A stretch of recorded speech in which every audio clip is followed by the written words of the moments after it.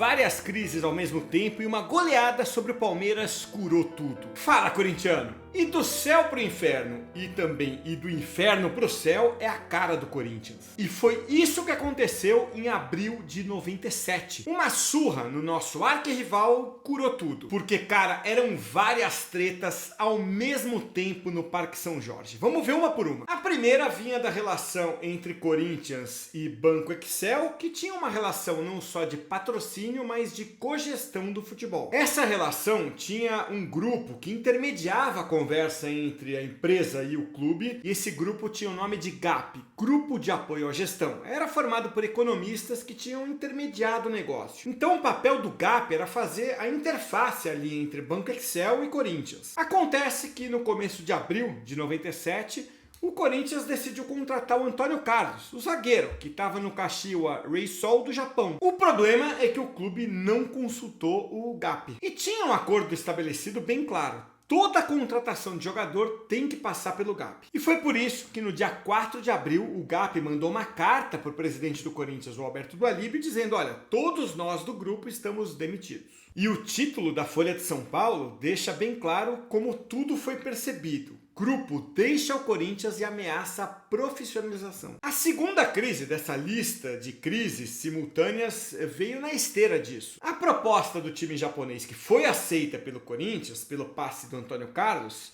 era de 3 milhões de dólares mais o passe do zagueiro Sangalete. Acontece que o zagueiro Sangalete, que era do Corinthians, não topou ir para o time japonês. Ele falou: não, eu quero ficar no Corinthians. E isso travou a negociação. Mais uma crise estabelecida e no fim o Corinthians teve que desembolsar um pouco mais para ter o Antônio Carlos sem complementar o pagamento com nenhum jogador. E sabe o que aconteceu? O técnico Nelsinho Batista ficou com um elenco inflado, com mais zagueiros do que ele precisava. A terceira crise também estava no elenco, porque quando o Banco Excel chegou como parceiro, como patrocinador, ele trouxe o Túlio como a grande contratação. Claro, pô, o Túlio era uma estrela do futebol brasileiro, tinha sido artilheiro do Brasileirão em 89, 94, 95, ano em que ele foi campeão brasileiro pelo Botafogo. Só que, cara, no Corinthians ele não tinha vingado até ali. O Túlio alternava boas fases com más fases e o Banco Excel já considerava negociar o passe dele com o Cruzeiro. Para você ter uma ideia, naquele momento, em abril de 97, o Túlio era reserva. E a quarta crise dessa lista veio à tona poucos dias antes do clássico com o Palmeiras. O Corinthians recebeu o Atlético Paranaense no Morumbi pela rodada de ida das quartas de final da Copa do Brasil. E, cara, o Corinthians perdeu por 2-1 em casa, o que obrigaria o time a vencer no jogo de volta em Curitiba. Ok, não era uma missão impossível, mas era difícil. Então, foi assim, cheio de problemas, que o Corinthians foi enfrentar o Palmeiras naquela noite de sábado, 19 de abril, no Morumbi, pelo Campeonato Paulista. O Nelsinho Batista, então, escalou o Corinthians com o Ronaldo no gol, Rodrigo na lateral direita e o André Luiz na lateral esquerda. Na zaga, o Célio Silva e o Henrique, porque o Antônio Carlos ainda não estrearia naquele dia. No meio-campo, Fábio Augusto e Silvinho, que se consagrou como lateral esquerdo, mas naquele momento estava jogando como volante. Donizete e Souza na armação. No ataque, Mirandinha e Marcelinho Carioca, e o Túlio ficou no banco. O Palmeiras, que era dirigido pelo Márcio Araújo, tinha alguns caras medianos, mas tinha alguns caras de altíssimo nível também, viu? E naquele dia entrou em campo com Veloso no gol, Dedimar, Aguinaldo, Wagner e Júnior, Leandro Ávila, Galeano, Marquinhos e Rincon, Luizão e Djalminha. E no departamento médico, sem poder jogar, o Viola. E olha, o jogo começou bem movimentado, com boas jogadas dos dois lados, uma bola na trave acertada pelo Marcelinho Carioca, o que indicava que o placar não ia ficar no 0-0 por muito tempo. E não ficou mesmo, porque aos 20 minutos o Souza foi derrubado na área. O Marcelinho Carioca bateu com uma paulada seca rente à trave direita do Veloso e fez 1-0. Cara, aquele gol foi o gol de número 99 dele com a camisa do Timão, expectativa enorme para sair o centésimo. Que quase saiu depois desse cruzamento aí do André Luiz. Mas lembra que eu disse que o Palmeiras tinha os caras de altíssimo nível? Pois é, um deles era o Djalminha, que acertou essa cobrança de falta aí nos acréscimos do primeiro tempo e saiu comemorando, tirando onda. Logo aos 3 minutos do segundo tempo, o Donizete Pantera entrou na área pela esquerda, ganhou a dividida e bateu forte, alto, cruzado. Golaço, hein? 2 minutos depois, o Mirandinha saiu tabelando com tudo que ele viu pela frente. Tabelou com a perna do zagueiro Aguinaldo,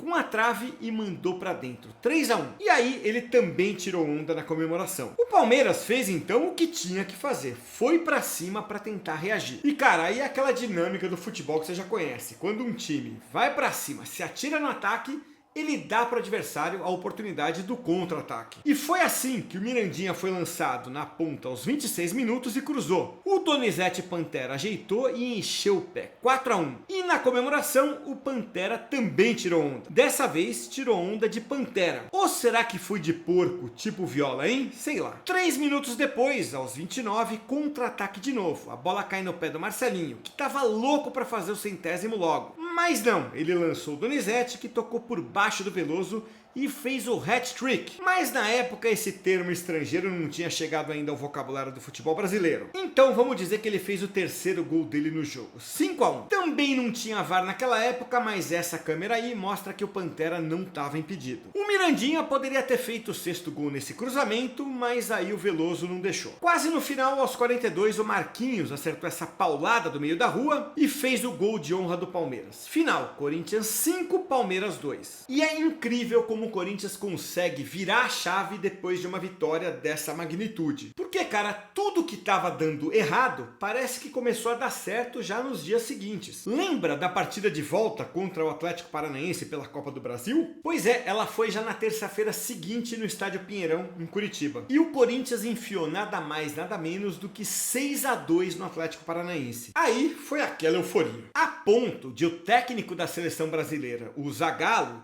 dizer que o time estava tão bem, mas jogando tão bem, que poderia assumir o posto de equipe mais forte do futebol brasileiro naquele momento. O Zagallo tinha assistido pela TV aos 5-2 contra o Palmeiras, aos 6-2 contra o Atlético e ficou impressionado. Ele elogiou o Nelsinho Batista e disse que o Donizete era o novo ídolo corintiano. Mas não foi só o Zagallo quem ficou eufórico não, viu? A Fiel também. A ponto de na quinta-feira seguinte o time perder do São José fora de casa e sair de campo aplaudido depois do jogo. Porque você sabe como é, né? Quando o time tá bem, tá jogando com raça, a Fiel aplaude até derrota, literalmente. No fim de semana seguinte, ou seja, uma semana depois da vitória sobre o Palmeiras, tinha outro clássico contra a Portuguesa. Não teve vitória, mas teve coisas boas. A estreia do Antônio Carlos e uma festa particular pro Marcelinho Carioca, que finalmente fez o 100º dele com a camisa do Timão. Ok, a má fase estava superada dentro de campo, mas e fora dele, hein? Cara, o clima de euforia, de alegria depois da vitória do Palmeiras resolveu as coisas extra-campo também. Porque quando o Gap saiu, muita gente pensou, ferrou, agora o profissionalismo acabou. Mas não, o Banco Excel decidiu contratar uma pessoa para fazer aquele papel de interface entre banco e clube, e o escolhido foi o Mário Sérgio, uma figura bem conhecida no futebol, porque já tinha sido jogador,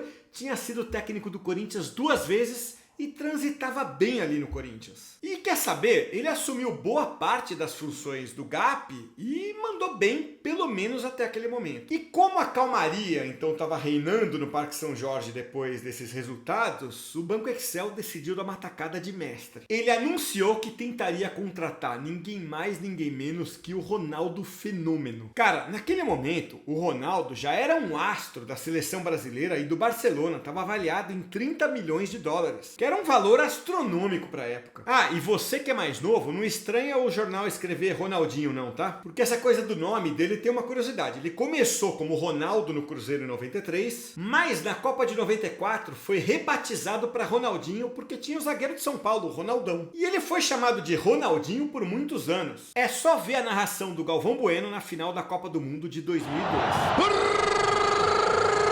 Ronaldinho número 9!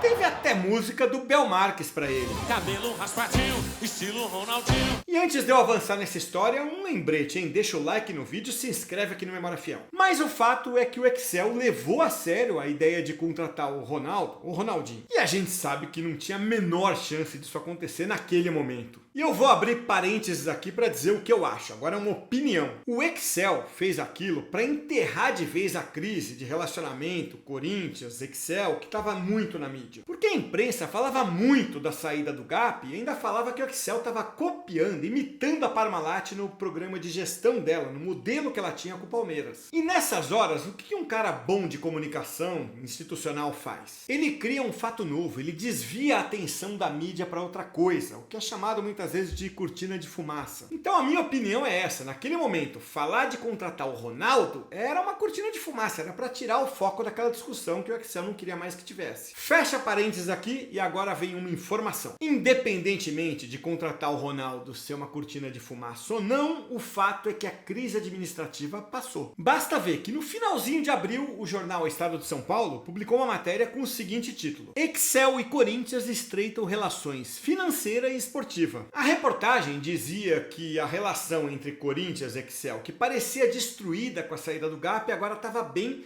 e tinha até um contrato de coadministração do clube. Então esse é o ponto que eu queria trazer aqui no vídeo, cara. A goleada de 5-2 sobre o Palmeiras curou tudo, dentro e fora de campo. Ok, o time caiu na semifinal da Copa do Brasil, perdeu pro Grêmio, foi eliminado, mas também o que muita gente fez foi ponderar que o Grêmio tinha um time fortíssimo. Tinha sido campeão da Libertadores em 95, campeão brasileiro em 96 e seria campeão da Copa do Brasil de 97. Mas para compensar a frustração na Copa do Brasil, o Corinthians foi para o quadrangular final contra Santos, Palmeiras e São Paulo, passou deles e foi campeão paulista. Mas a minha interpretação é que o ponto de virada foi aquele 5-2 sobre o Palmeiras. Você também acha que foi isso, hein? Ou teve outros fatores? Conta aí nos comentários.